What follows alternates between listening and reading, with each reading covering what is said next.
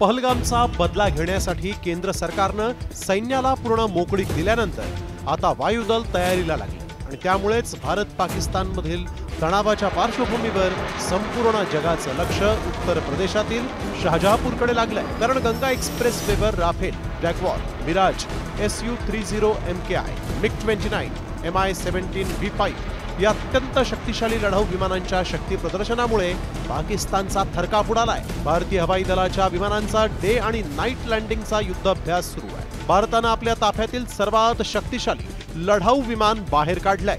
शाहजहांपूर येथील गंगा एक्सप्रेसवेवर बांधलेल्या 3.5 किलोमीटर लांबीच्या हवाई पट्टीवर वायुसेनेनं आपली ताकद दाखवली आणि या मोहिमेत वायुसेनेची सर्वात प्रगत लढाऊ आणि वाहतूक विमानांचं उड्डाण आणि लँडिंग करण्यात आलं। ही कवायत पाहता भारत कोणत्याही क्षणी पाकिस्तानवर हल्ला करण्याची शक्यता आहे आणि त्यामुळेच पाकिस्तानला चांगलीच धडकी भरली आहे।